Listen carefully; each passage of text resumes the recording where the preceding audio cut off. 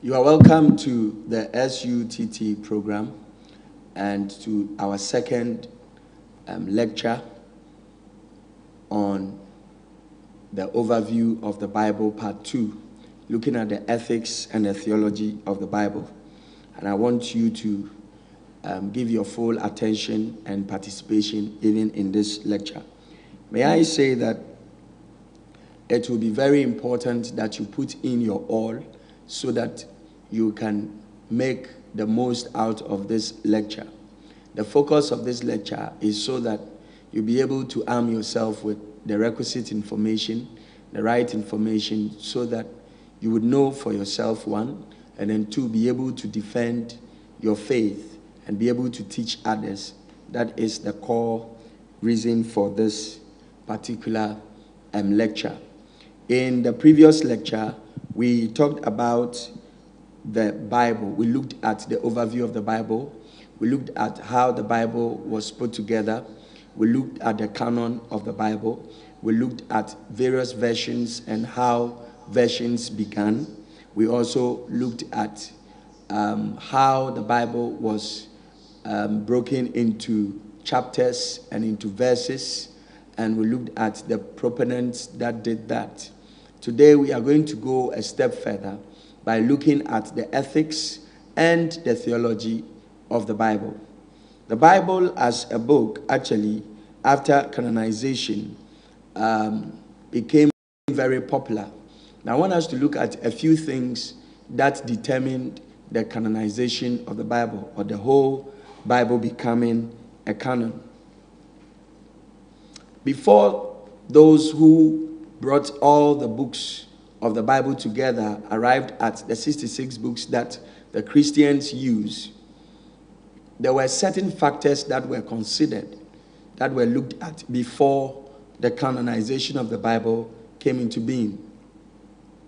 In the council at Carthage, where the final canonization of the Bible was done, they looked at the various codexes and they looked at the background of the various codexes, and that was what was considered in presenting the Bible as one unit. Like I said the other time, the Bible actually serves as a history book of a certain people group that God chose to work with. And it got to a point that many authors had written different accounts, different histories of what happened with how God worked with the people. And so the books that were actually put together into the 66 books, they were books that were already existing. There was no doubt about the authenticity of these books. There was no issue about whether the books were valid or they were not valid, because they were being used and they were considered as a piece of information that was relevant for use. And so you hear certain people say things like, the Bible actually needs to have other books which have not been added. And so they resent when it comes to some of the books that found their way into the canon. But the point is that these books that were brought together and put together as one unit, they were being used where nobody had any question or nobody had any doubt about their validity. In the Jewish Bible, the Jesuit Bible, they actually do not subscribe to only 66 books. There are other books that they also recognize, because these books actually satisfy the requirement of the history of the Jews. And that is what we call the apocryphal books, which have been taken out of bond from the Christian Bible. Now, let's look at the factors that were used in determining the Bible.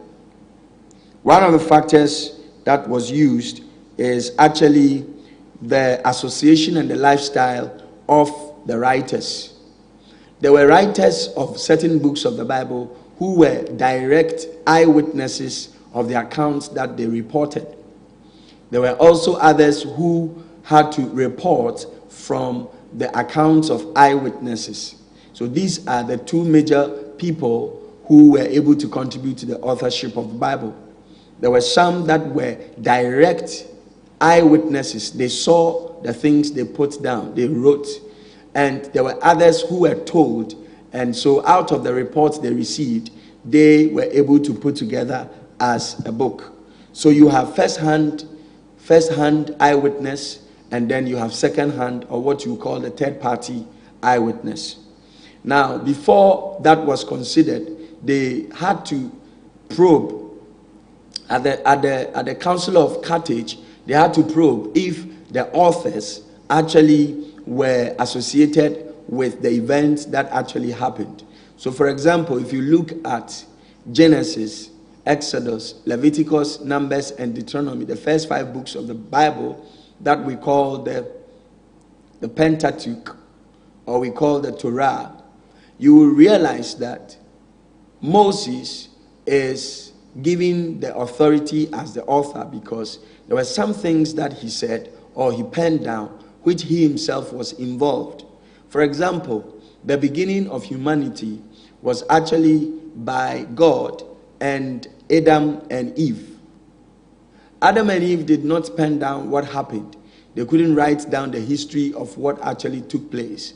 But it is believed that when Moses had an encounter with God, and God told him that he was going to pass, and that he was going to make his goodness to pass before him, and that he will hide him behind a cliff so that he will not be destroyed. What happened was that when Moses had that encounter, it is believed by several scholars who agree on this particular fact that that was when Moses was able to pen down the account of the creation, all the accounts of the creation, so that even information that Adam could not give to us, this information was provided by Moses for us. When you look at the accounts of the Gospels in the New Testament, you have Matthew, you have Mark, you have Luke, and then you have John.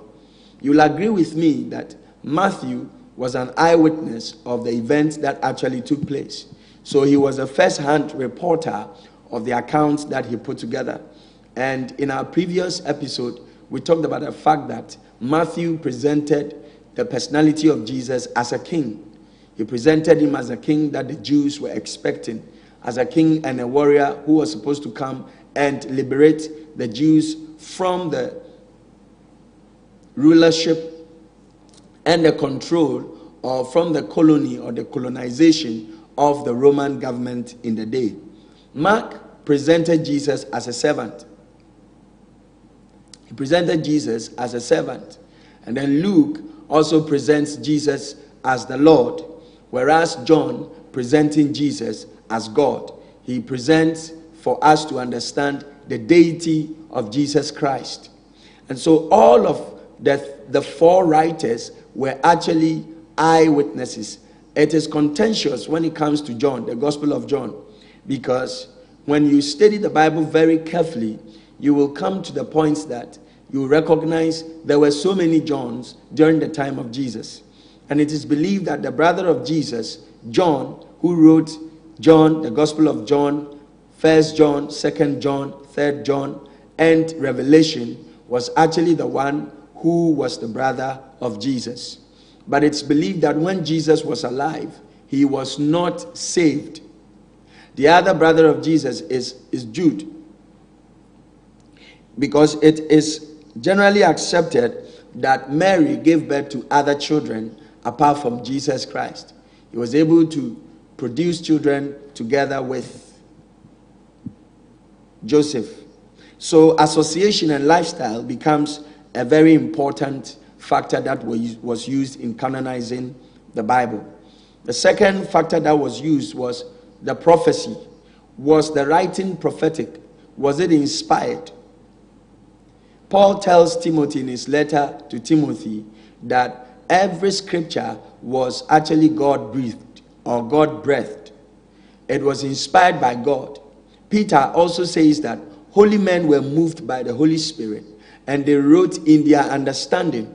So the books that found themselves into the Christian canon, which is the 66 books, they were selected on the basis of prophecy, on the basis that they had prophetic instinct, prophetic involvement, prophetic foundations. So that is the second point. The third point, it has to do with truthfulness. The message that was presented, the accounts that were presented, the records that were presented, were they really true or someone's fabrications? There are many people who sit and speak against the Bible, that the Bible was not inspired. It was somebody's fabrication. And I will pause here to say that if someone sat down to fabricate the Bible, then that person is so powerful and needs to be encouraged to do more. Because there are so many things that are presented in the Bible that are beyond human understanding and human experience. And so if people who join this New Age movement and free mindset movement and New Age movement and common sense movement and the Gnostics and the skeptics and the Docetists who always say that they have to verify the information they have received, and that if it actually satisfies their criteria, then they would accept. If it doesn't, then there is no way they are going to accept. I want to say once again that if really the Bible was someone's fabrication, then the people or the team that fabricated what we call the Bible, they have done a very, very good work. And I want you to also consider investigating this very importantly. The fourth factor that was used in deciding or agreeing on the Bible has to do with faithfulness. For example, I said that 40 authors wrote to contribute to what we call the Christian canon. Now, between the first author and the last author are the period of 1,600 years. Some also agree on 1,688 years. So let's say between 1,600 and 1,688 years. So the point is that the first author of the Bible never lived to see the last author of the Bible. So there is no way they could have sat down to agree on what to put down. There's no way they could have sat down to agree on the information they brought out. It could not have been a man's activity or man's innovation or out of man's creativity. It is impossible. And so the truth, the faithfulness of the scriptures comes to be a factor that is used in the canonization of the Bible. For example, when you look at previous scriptures, do they coherently agree with later accounts? When you look at the former records, do they actually follow, or are they consistent with the latter accounts that were released? And when you study the scriptures, you will see that previous accounts definitely is authenticated by the latter accounts, or latter accounts are authenticated by previous accounts. And that is what was used to agree on the canon of the Bible. So to the previous scriptures, is the writings confirmed by other accepted or earlier writings? If it is so, then it becomes a basis for which the canon is accepted. The fifth point is acceptance itself. In the Senate of Carthage, that is in AD 397, the Old Testament writings were never in question because of the declaration of its Dominical approval in Luke chapter 24. And in that portion of the Bible, in Luke 24, Jesus in his own statement states that he has come to fulfill the writings of both the prophets and the law. And so the writings, the law and the prophets come together to confirm the authenticity of the New Testament, because Jesus himself gives a very vivid account of that. The last basis upon which the canon was accepted, or the whole Bible was put together, is in whether the books were challenging enough. There were some books that when people had access to, they realized that they could not challenge people. They were defunct of the ethics and the theology of the Bible in general.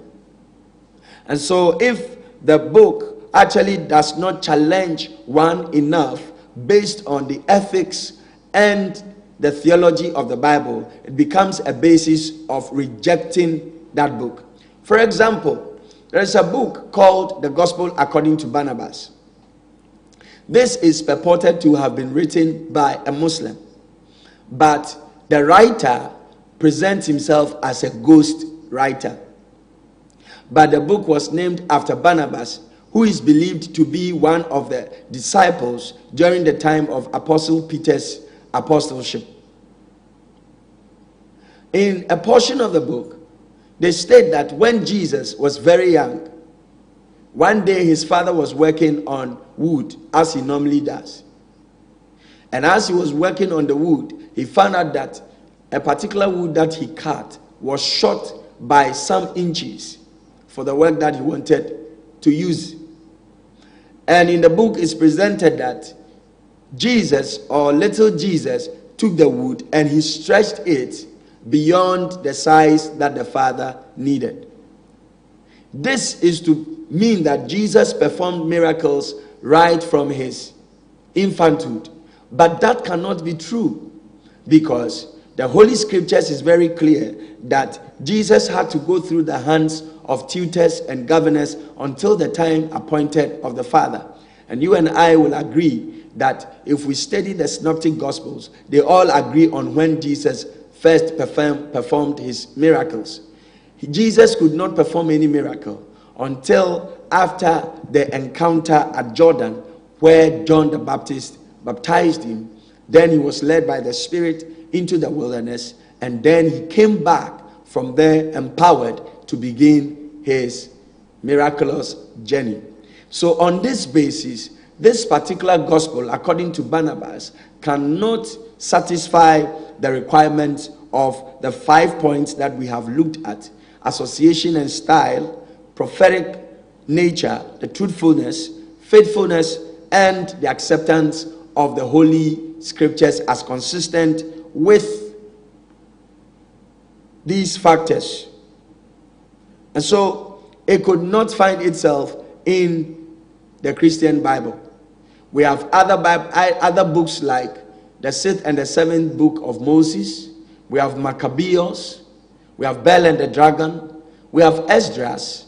We have Ecclesiasticus, the Wisdom of Solomon, the songs, the first and second songs of Solomon. And all these books are out of canon because they actually do not satisfy these 5 factors that were used in canonizing the Holy Bible.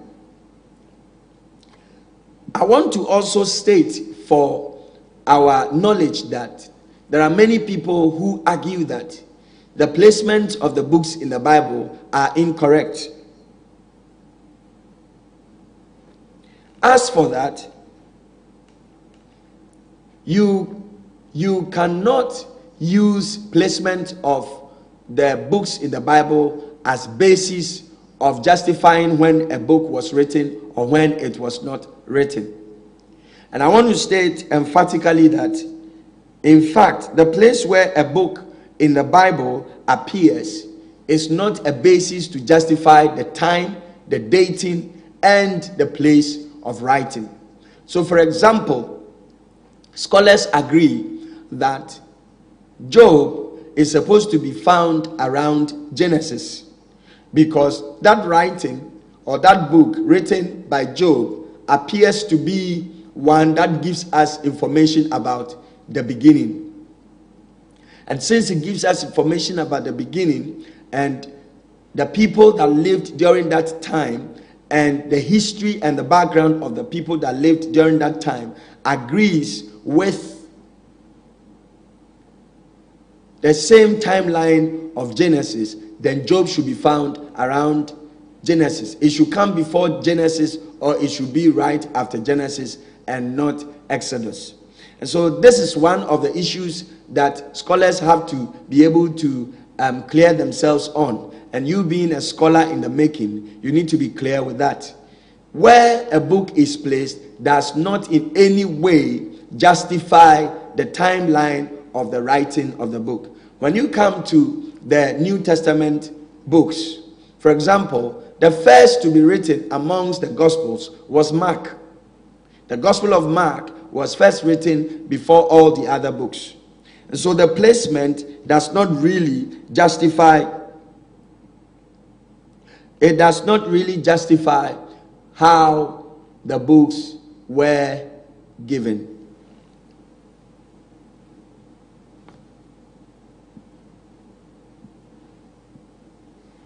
One of the other things that I need for you to also consider is that some of the books that we read about were actually written later, but they all came to be part of the canon because they followed or satisfied the requirement for the Bible.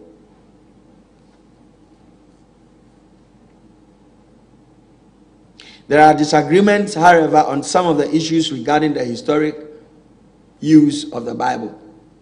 There are some that say that the Bible is occultic. Others say the Bible is only a history book. There are some who also say that the Bible is actually a fable. It is just a cock and bull story that other people are sharing.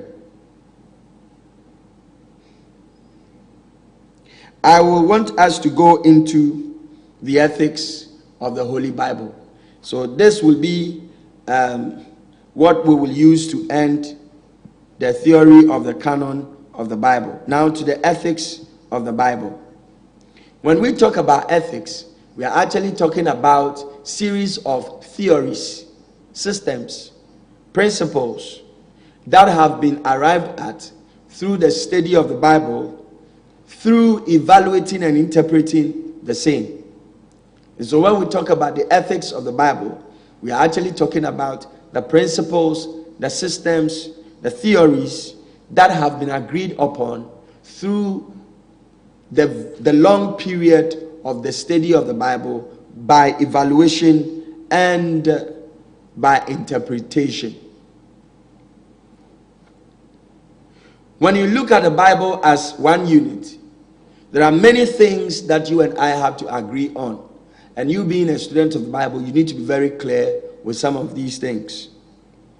The Bible as a holistic review book and as an evaluating book speaks so much of the revelation of morals. It reveals moral codes. It reveals rules of conduct.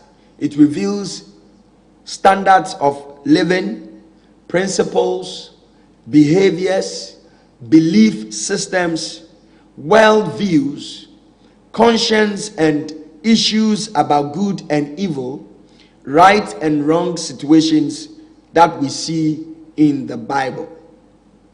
So the Bible presents a certain ethics, and the ethics it presents is made up of moral codes, laws, principles, ways of conduct, certain standards of life, belief systems, and viewpoints of conscience that man needs to be able to live.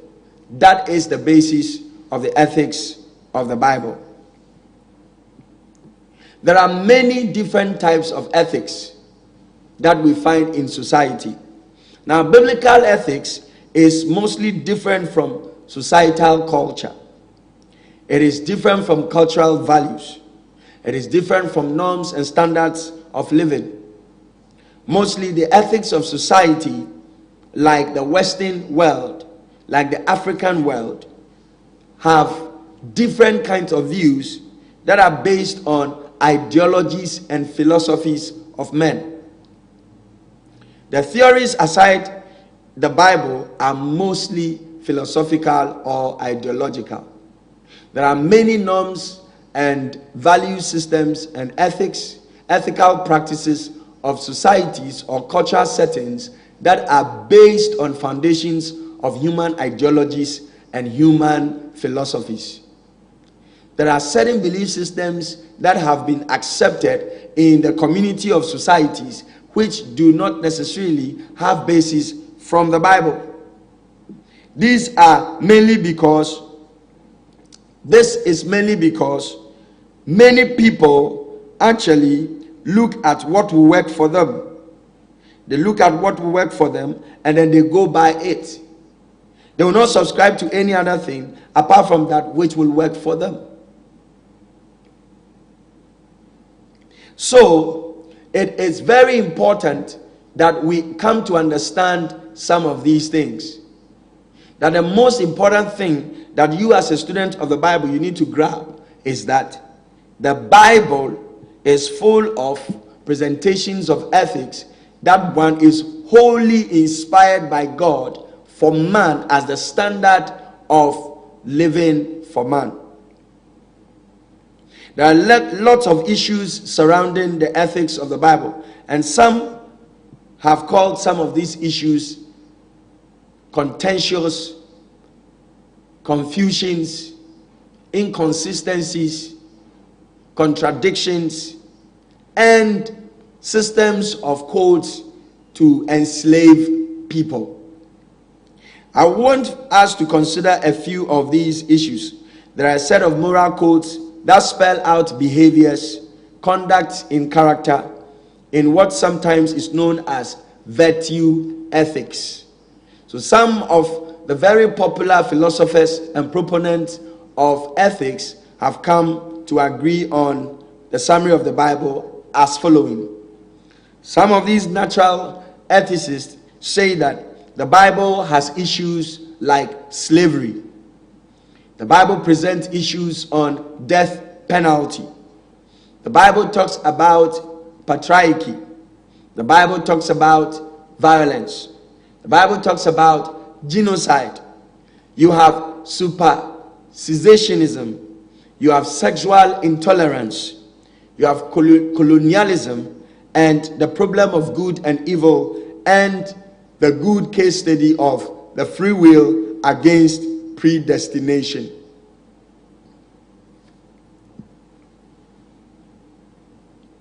Many scholars present these stuff or these issues because when they investigate their findings, the results or the reports that they find tend to give them the conclusion that they have agreed on.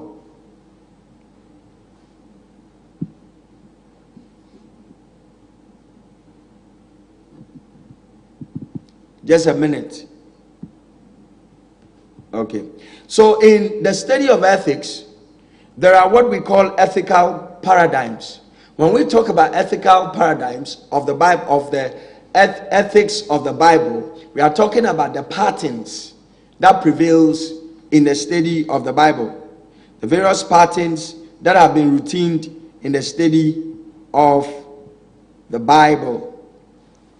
One very astute ethicist who is from America by name John Barton says that there are basically three paradigms or models or patterns of ethics of the Bible.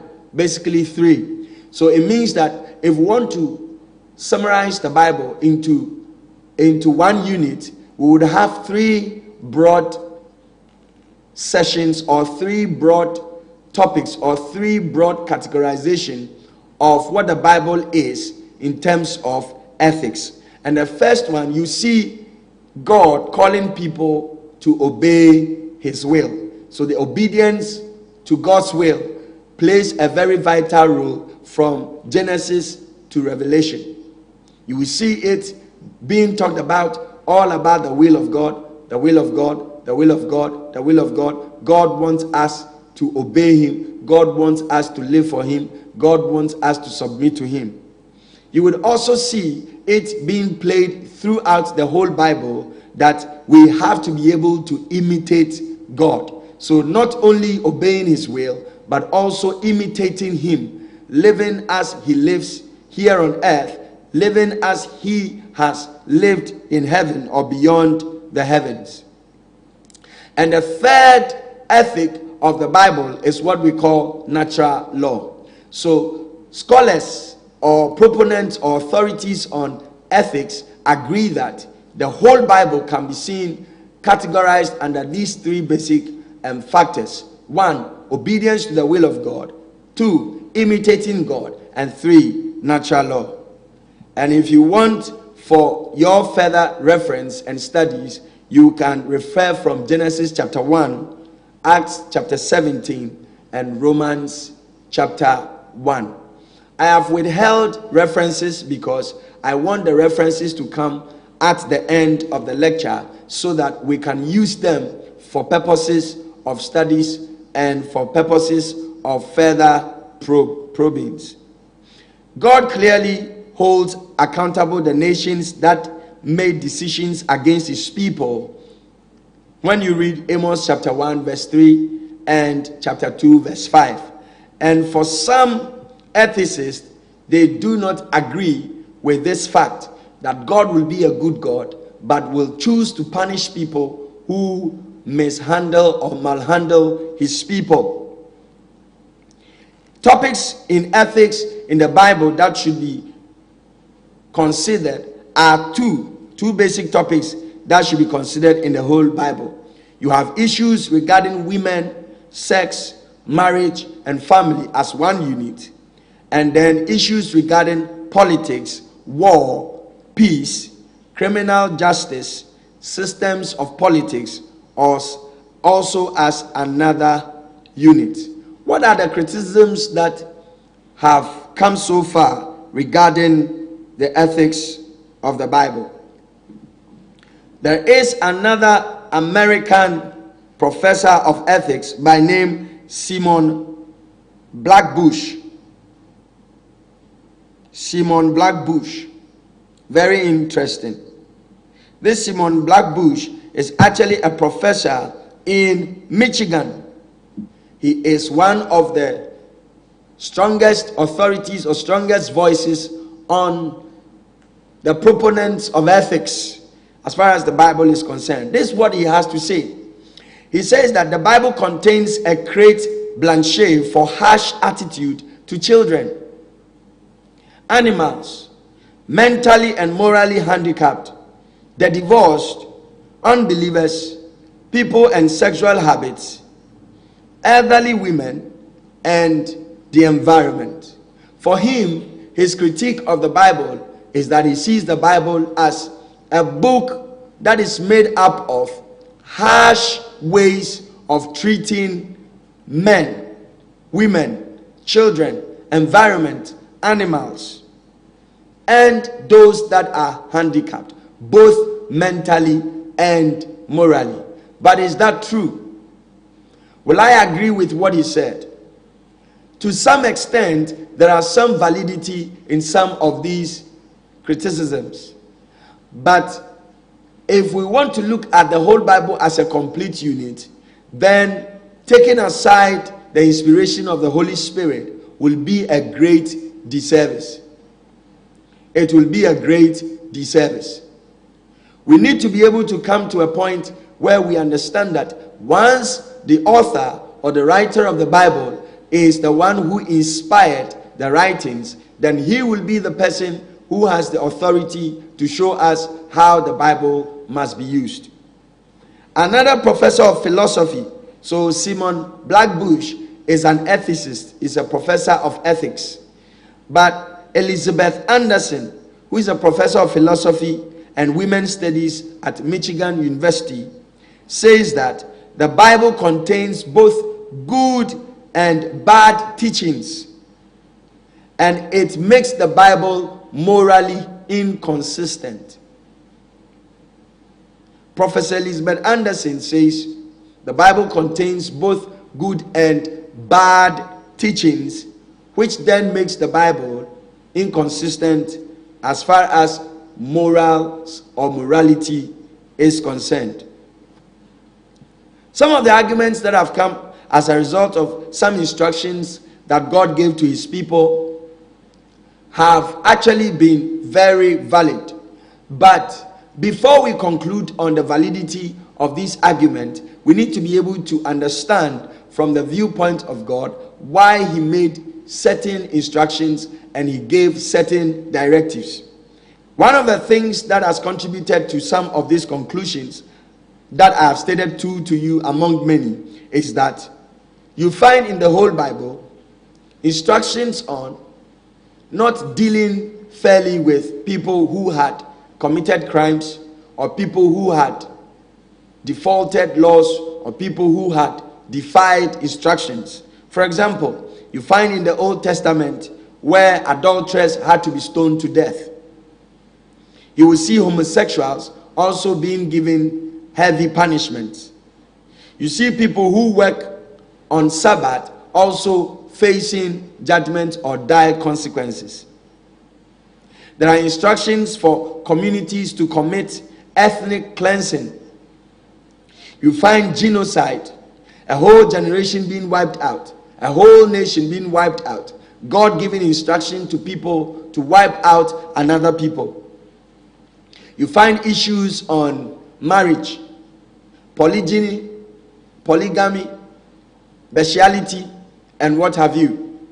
Same-sex marriage, is it endorsed or is it not endorsed?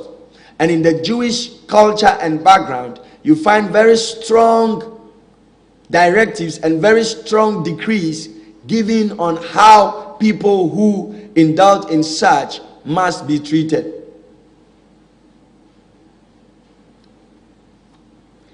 In this our contemporary world, most of these issues on the ethics of the Bible have come in right into our faces. You have government gathering together to pass laws, and they need to take into cognizance the genetic configurations of human beings, how people feel, how people conduct themselves, and how people carry themselves about.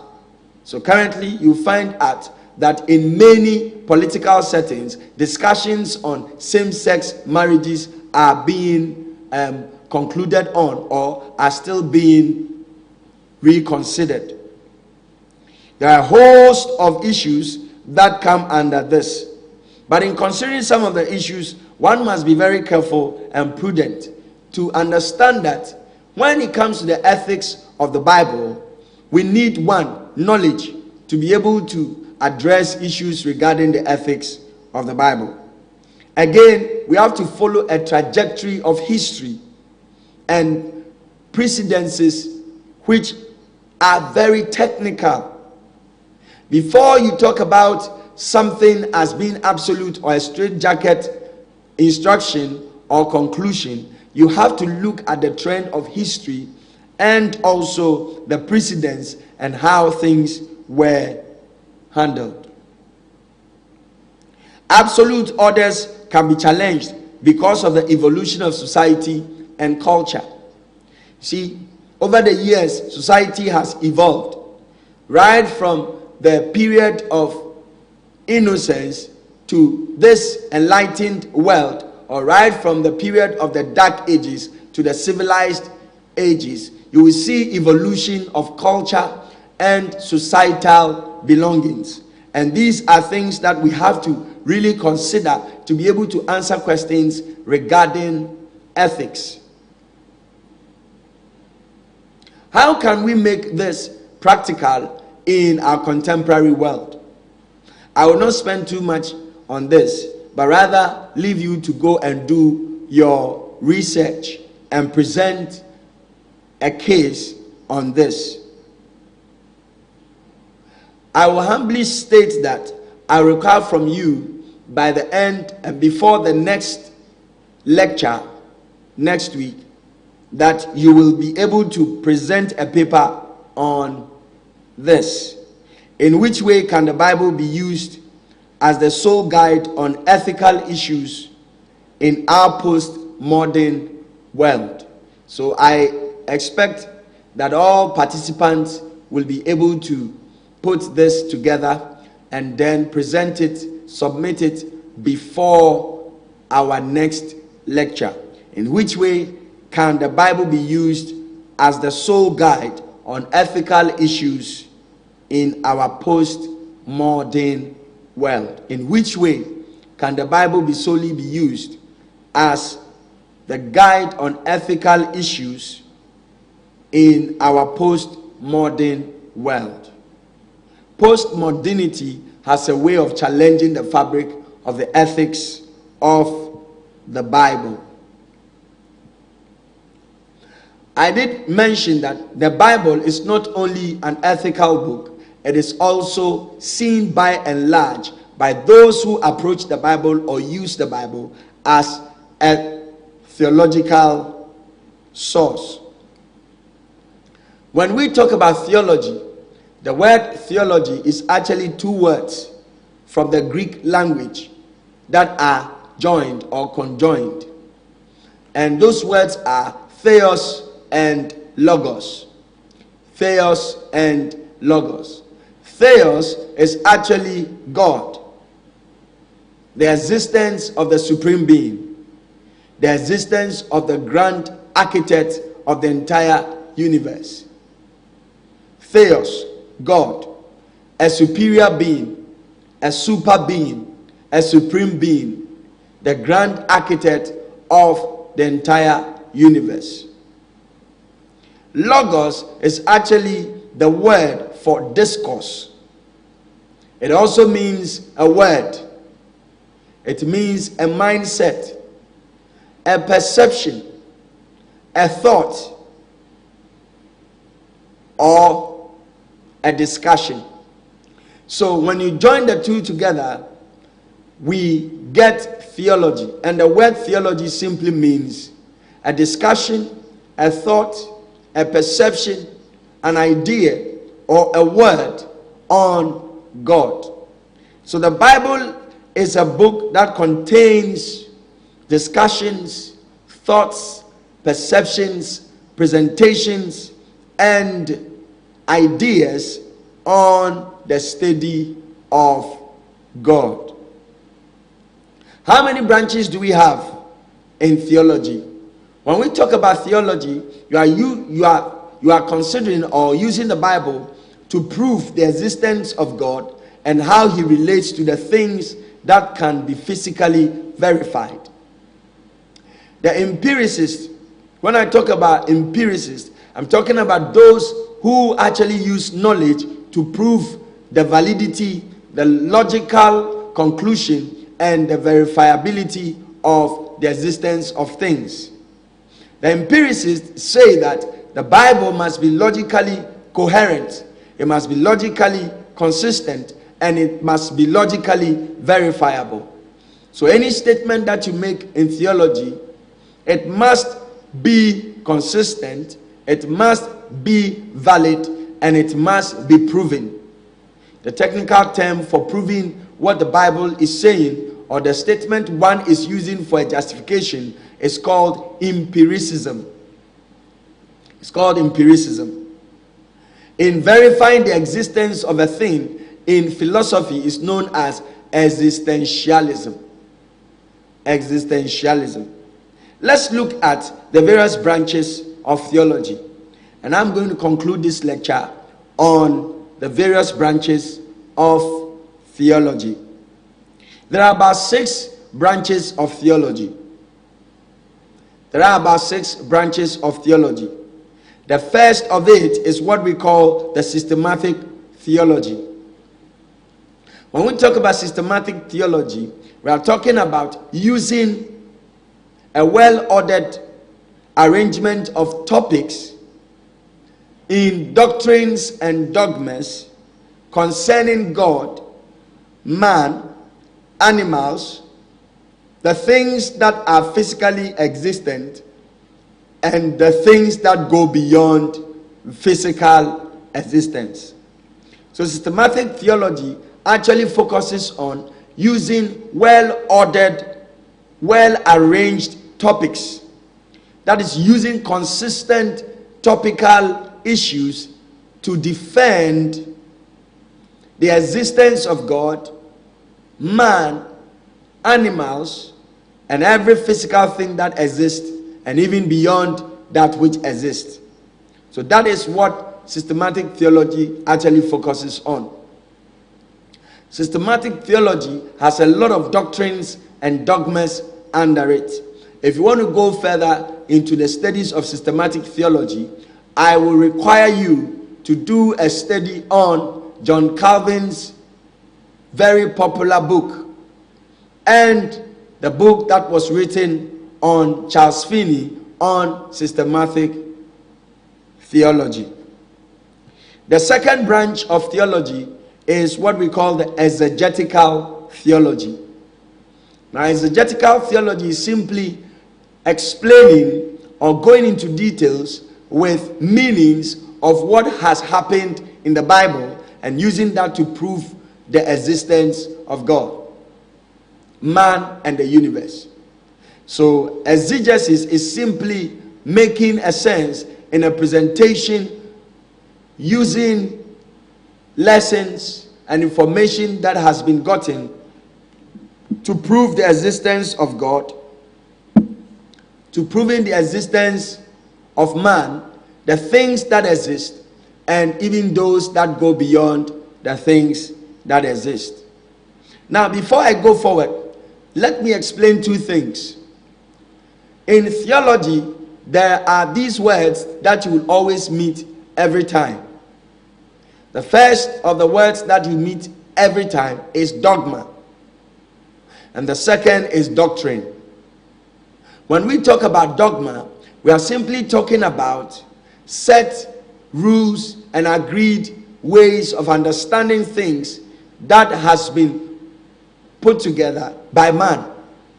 So you have certain belief systems, you have certain worldviews, and you have certain personal perceptions that people have of certain topics of the Bible which are actually not inspired by God or do not have general acceptance, which certain movements and certain denominations actually uphold to. So that is a dogma. Now, what is a doctrine? Doctrine is simply that which is taught as the pure teaching and the pure ideal philosophy of the Bible. So a dogma is not the same as a doctrine. You have in the Christian circles doctrines being let down and dogmas accepted. Many people accept doctrines, many people accept dogmas over doctrines. And they tell you that it is because it becomes very relevant in their context of practices and principles. We'll look at the third branch of theology.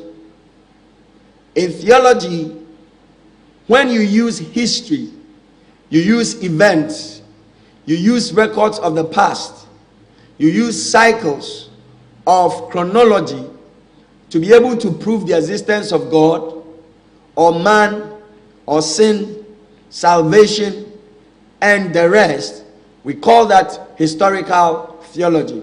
And it's a very broad part or branch of theology.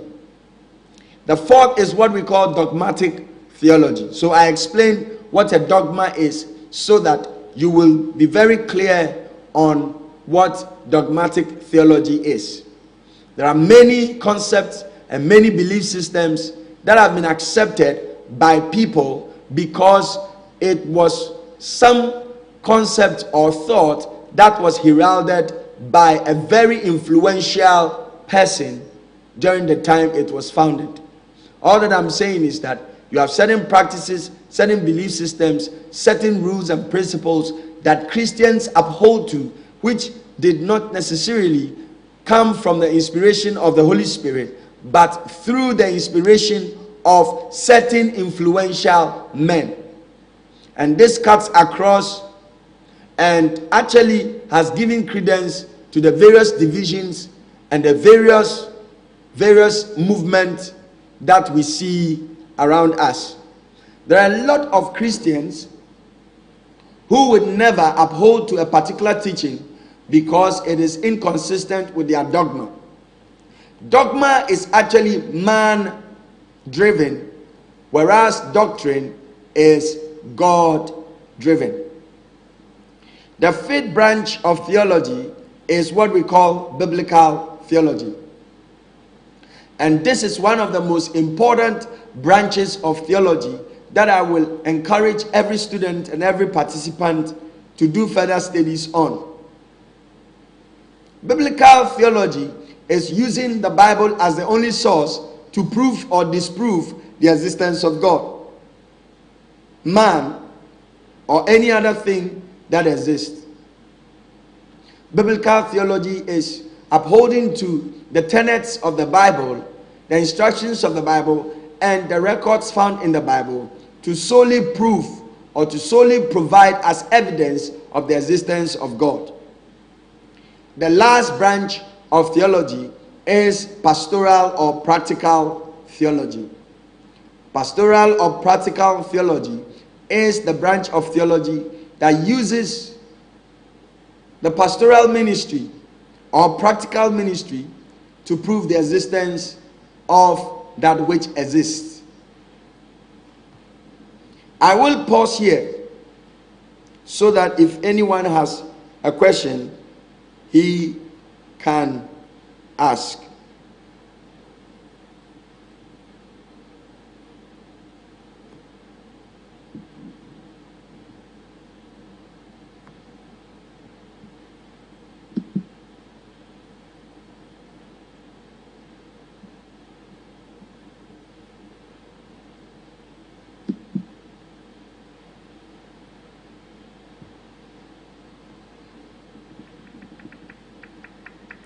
Please, what you would do is that if you have any question, you will raise your hand.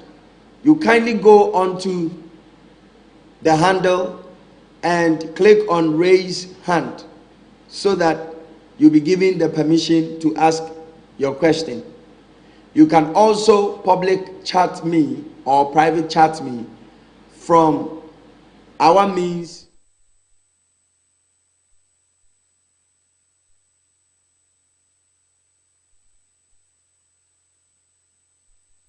of transmission so that your question will be duly addressed.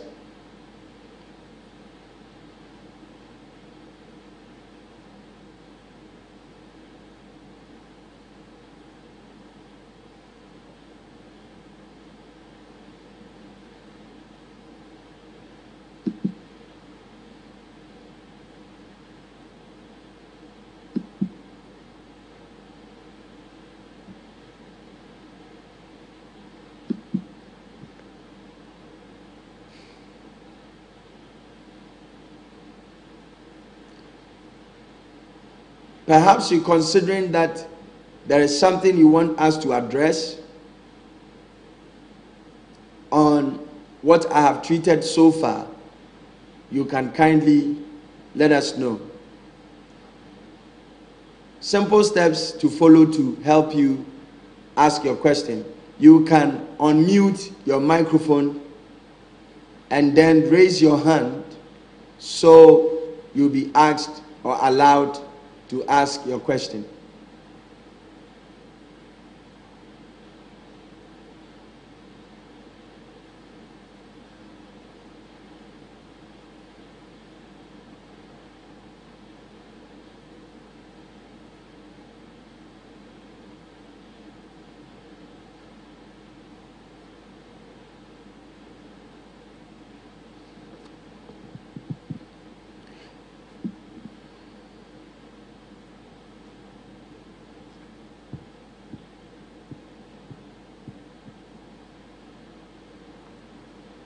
Okay, I think we will carry on.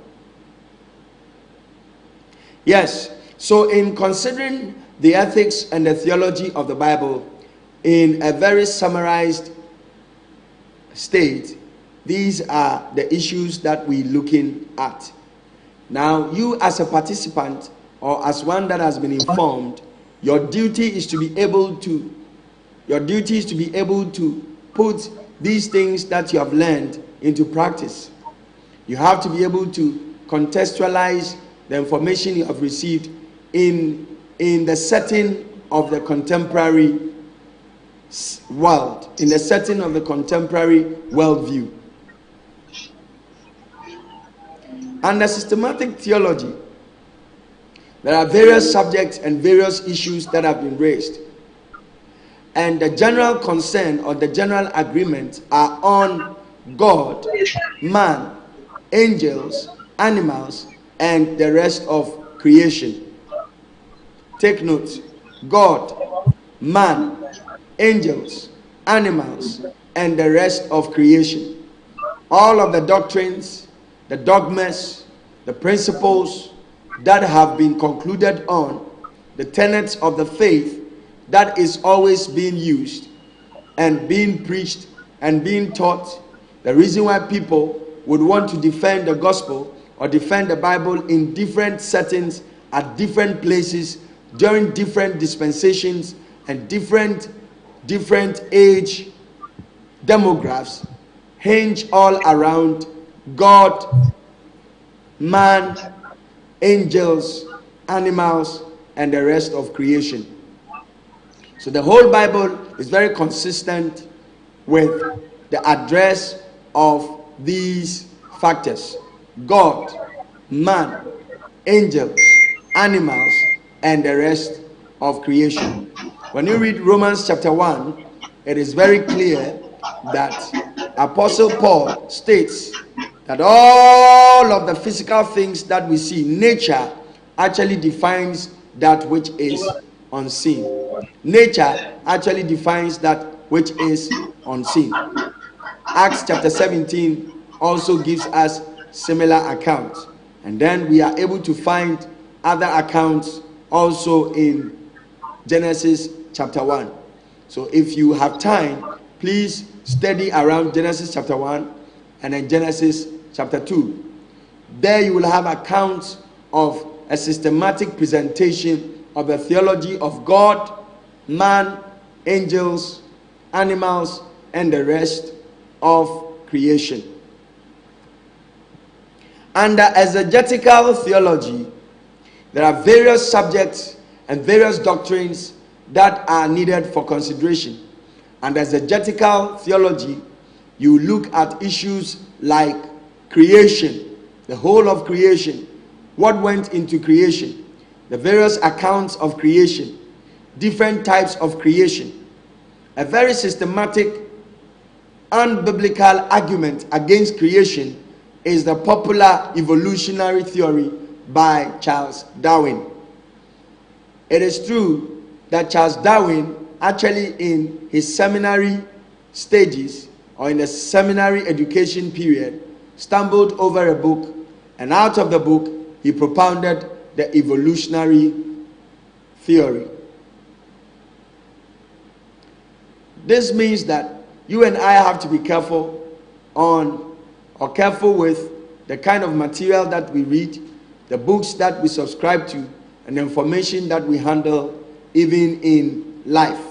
Charles Darwin, in his seminary, discovered a book on a library, and after reading, he concluded that man actually evolved to become who he is, from a lower dimension to a higher dimension of development.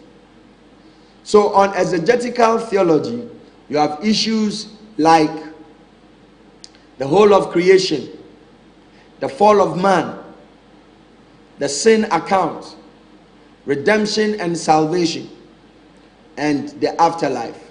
So in exegetical theology, we consider creation, fall of man as in sin and the consequences of sin, redemption and the remedies that God has put in place under salvation, and the afterlife.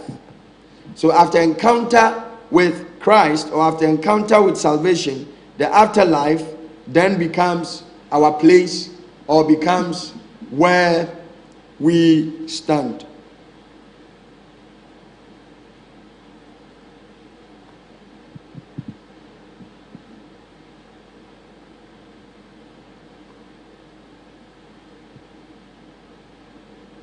With historical theology, when you study the Bible, you find the history of different cultures, different people groups, and other records.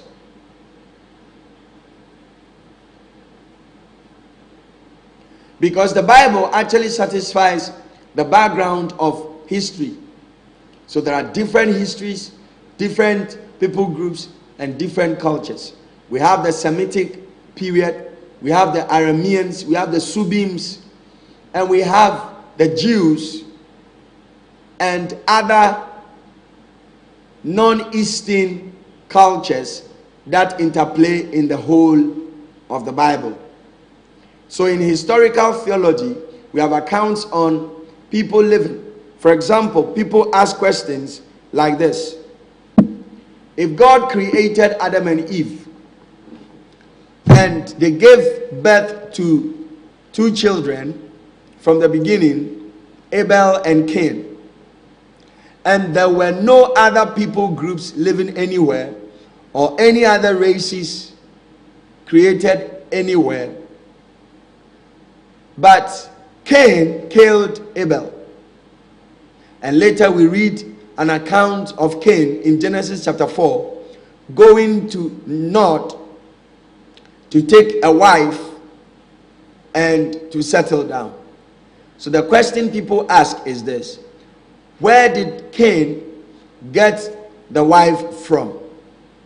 And number 2, if Adam and Eve were the only race that was created of mankind, and they gave birth to 2 sons, some believe they were twins, others believe it was just an elder and a younger sibling.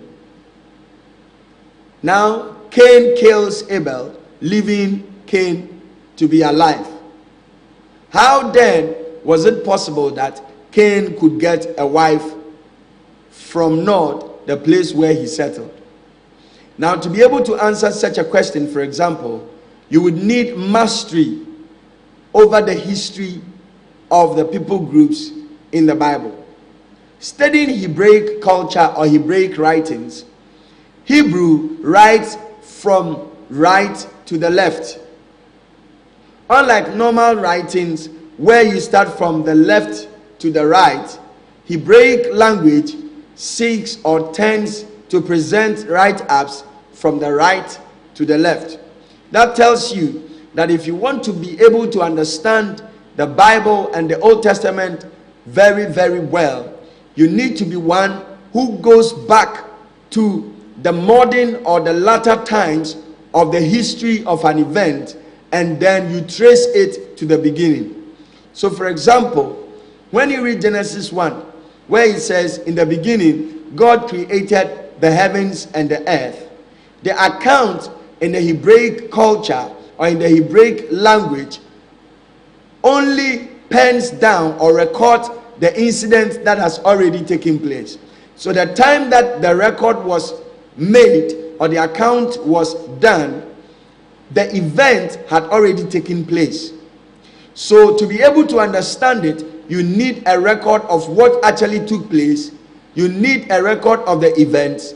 You need a record of particular or specific role players to be able to understand what actually went into creation.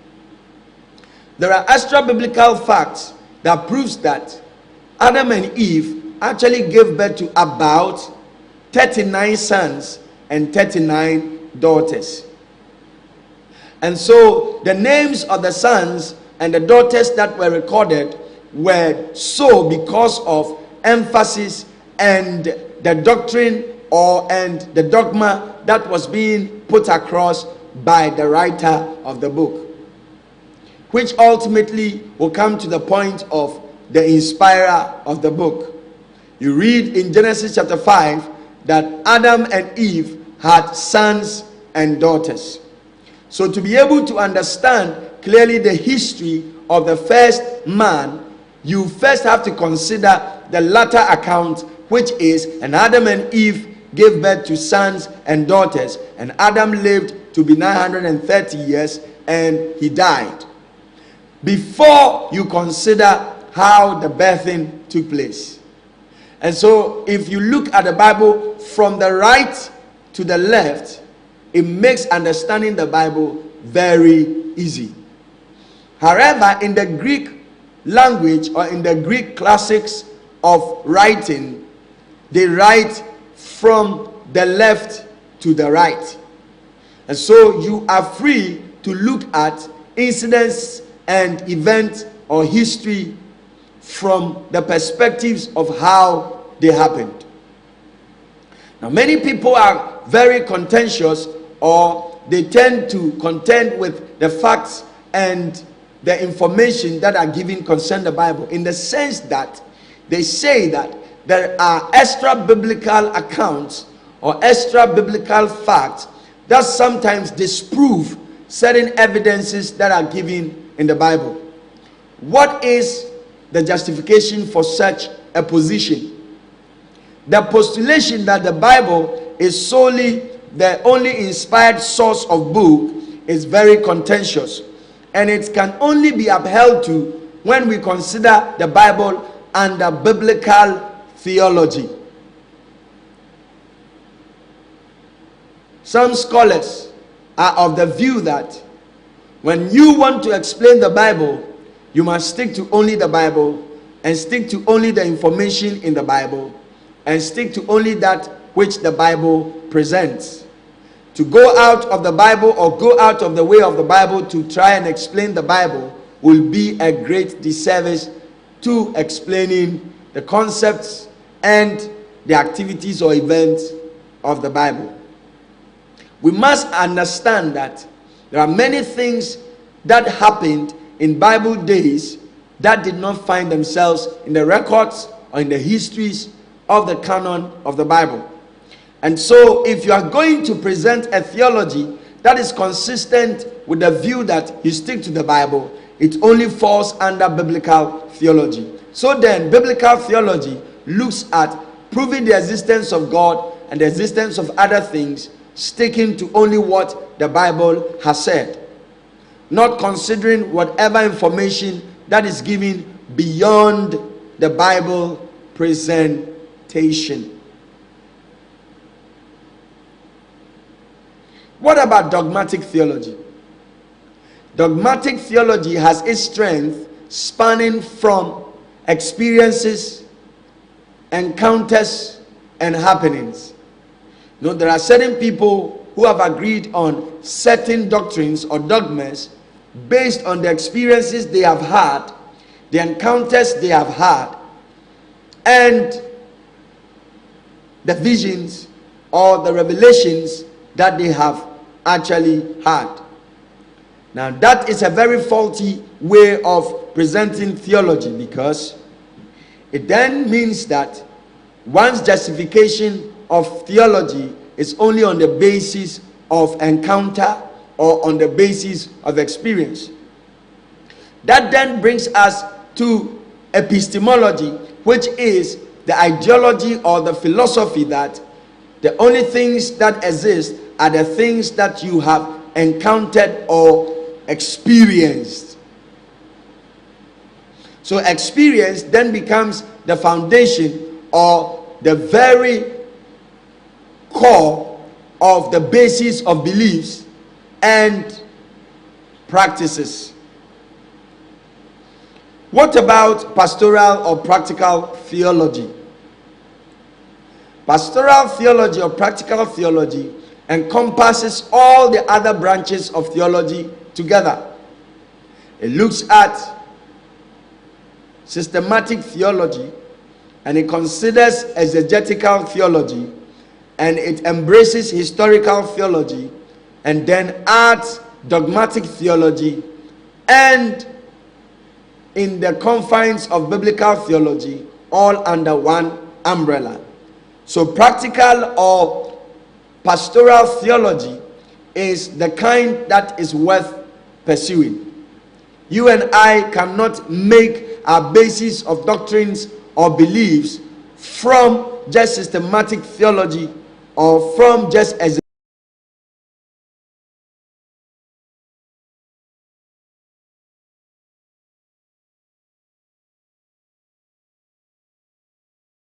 presenting as a holistic subject embracing the foundations of information from other fields.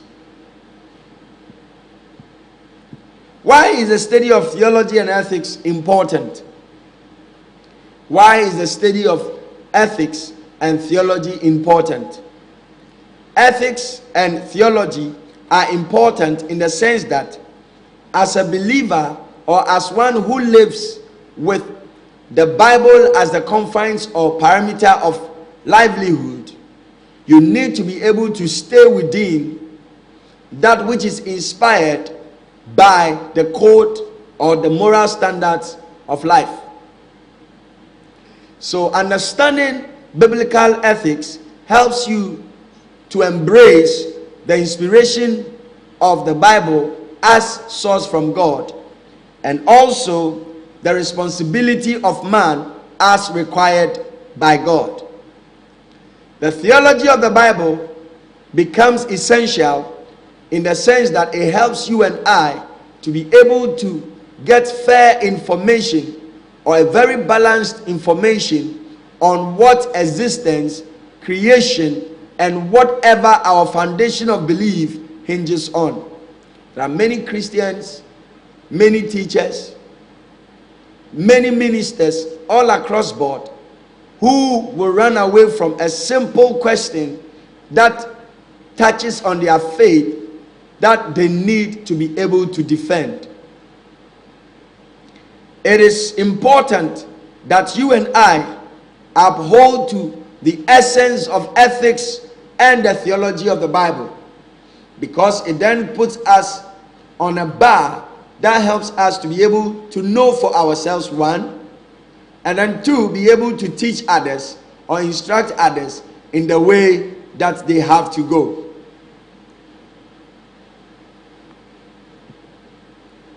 So this is what will make up for the whole concept of the ethics and the theology of the Bible in an overview of the entire Bible. I believe that if we do further studies and further search on the information I have shared with you, you should be able to defend wherever you find yourself on the tenets, the facts, the doctrine, the dogma, and the belief systems of the presentation of the Bible. Now to the coursework that I have for you for the week. Please take note that you can write on the question or the case that I give to you and send it to info@aposglobal.org. Info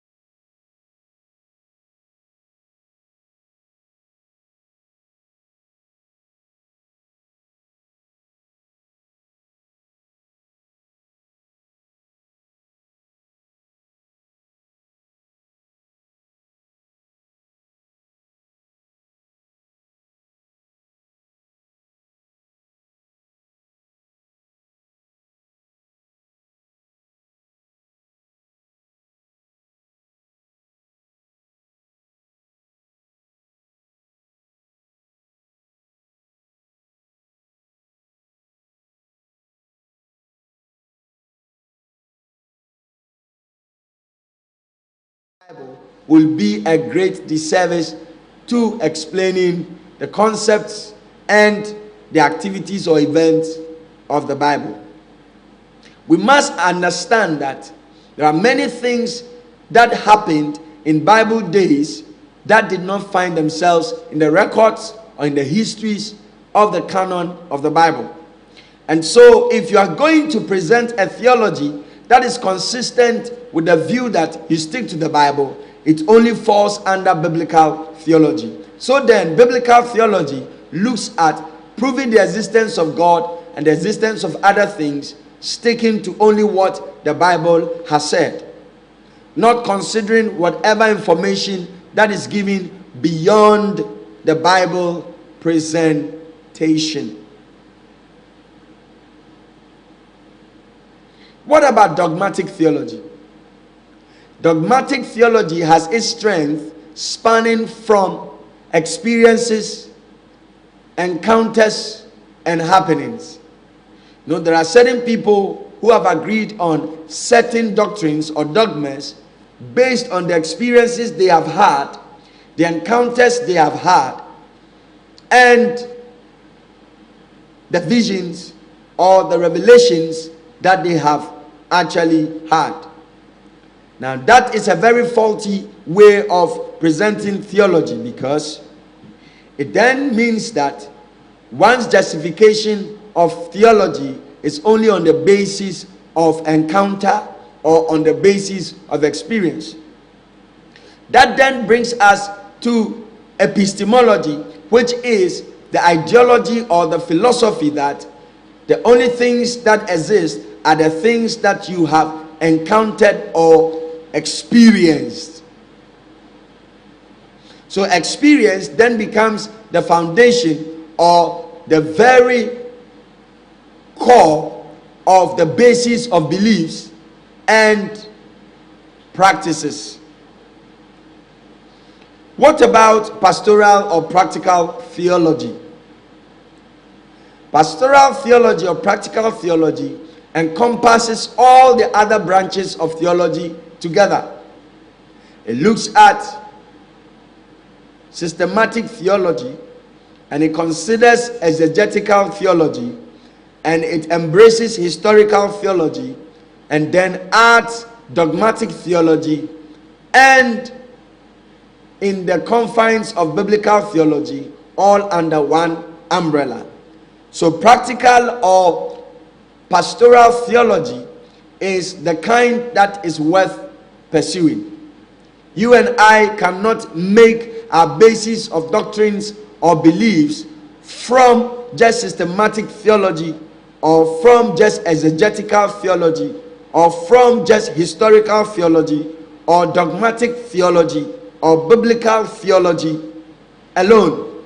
You need to be able to look at what you are presenting as a holistic subject, embracing the foundations of information from other fields. Why is the study of theology and ethics important? Why is the study of ethics and theology important?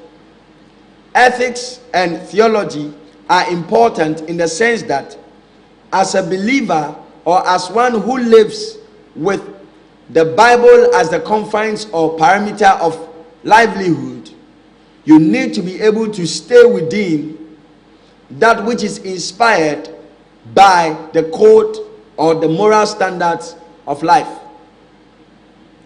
So understanding biblical ethics helps you to embrace the inspiration of the Bible as source from God, and also the responsibility of man as required by God.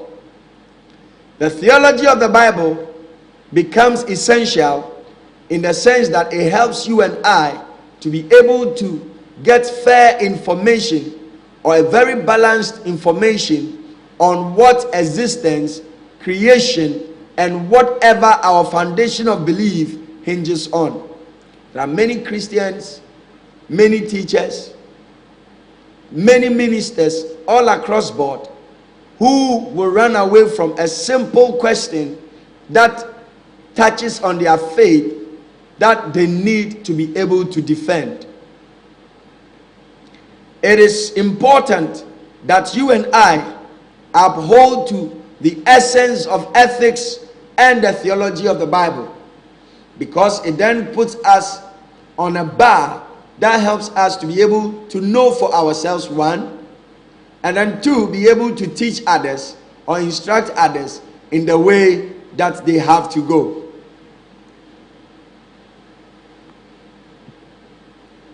So this is what will make up for the whole concept of the ethics and the theology of the Bible in an overview of the entire Bible. I believe that if we do further studies and further search on the information I have shared with you, you should be able to defend wherever you find yourself on the tenets, the facts, the doctrine, the dogma, and the belief systems of the presentation of the Bible. Now to the coursework that I have for you for the week. Please take note that you can write on the question or the case that I give to you and send it to info@aposglobal.org. info@aposglobal.org. info@aposglobal.org.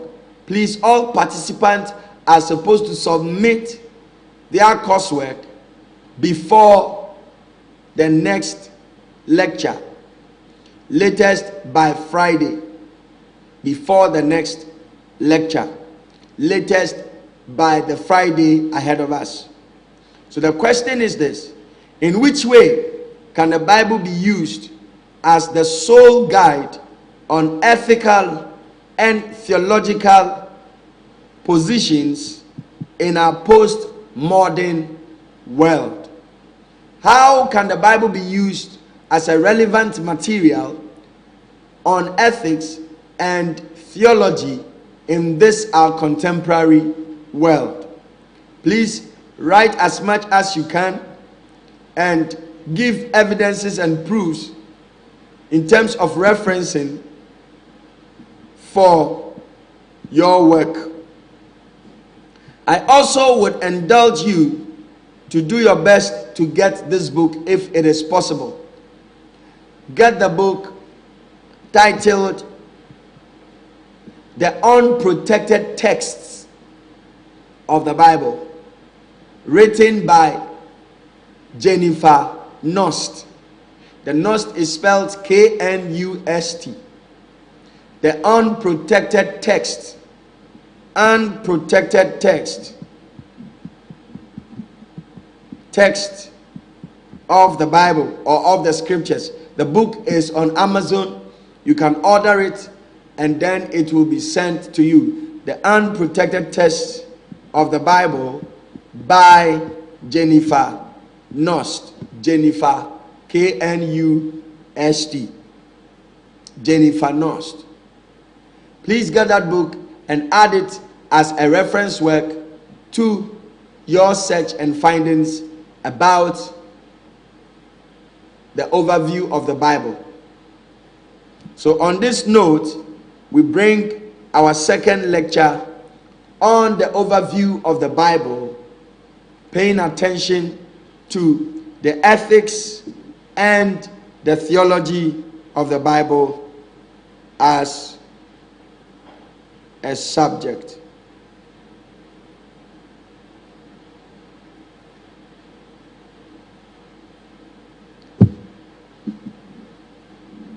I'll pause once again for any question, and then if we do not have, then we will sign off and then wait for the recurrent lecture.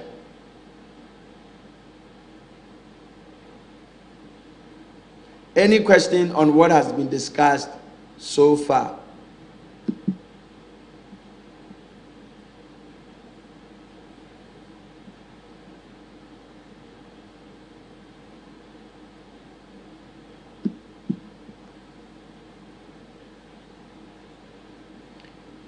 Please, if you want to find out how you can ask your question, kindly unmute your mic or unmute your camera and then raise your hand. You will be accepted in, and then you can go ahead and ask your question.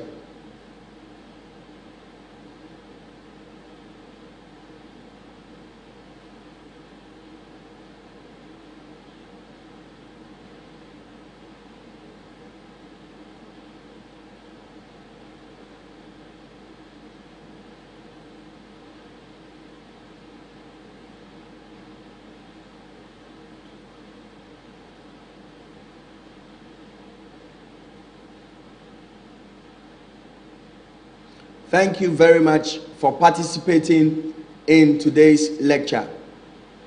I want to state that this is for the benefit of those who are participating.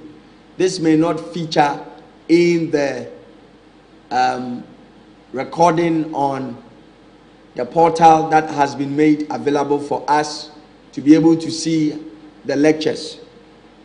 Please, you first have to be able to download the platform app that you have been given, and then if it is possible, sign up so that when you are given the link to join in the class, you would not experience any challenges. Because I noticed that some of us will click on the link and then later on come and ask for the meeting ID. It is very simple. Once you have signed up and you sign in into your account, either from the web browser or from the application platform, you will be able to just connect into the class once you click on the link. That makes the work extra easier, because if you have not signed up, then you would have the problem of being asked a question on the meeting ID and also a password, or sometimes they will ask you what you will sign in with, your username and then your password before you can access the classroom. I wish to also state that the lecture begins at 3 p.m. GMT exact. So please take note that on every Saturday, 3 p.m. GMT exact or sharp, the lecture begins. And a few minutes to the time, you will be given, if there is any steps to follow or directive to follow to be able to join in the class, you will be given. And so please monitor the numbers that you've given to us for correspondence and your emails accordingly. We have also provided a portal where we will send you the uploaded version of the lecture so that you can use for your further studies and reference work. And I would want to encourage you to be able to go there and subscribe. It's actually a YouTube channel, and the name of the channel is Build Right Foundation International. Build Right Foundation International. So when you go on YouTube, type Build Right Foundation International, you would have the logo of the class SUTT program neatly done on the display background.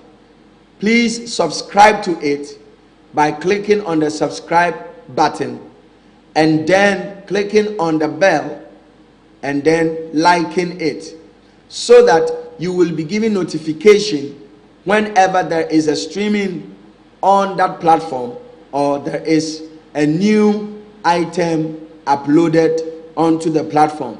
This is to enable us who are not consistent or punctual in class to be able to have access to the recorded versions of the lectures, so that you are not left out. Now we have rendered that platform in a way that you can even download the lectures for your private use, as far as you would want to use to increase your capacity and to build yourself up in the various subjects that we treated. Thank you very much for your participation, and I'm grateful. Let us keep learning, and then let us also keep practicing what we are learning, so that we'll be able to know the information for ourselves and then also be able to teach others. I have been your chief instructor, Apostle Joshua Emisa, and ably supported by the team. Thank you, and see you on Tuesday for the recurring lecture. Bye for now.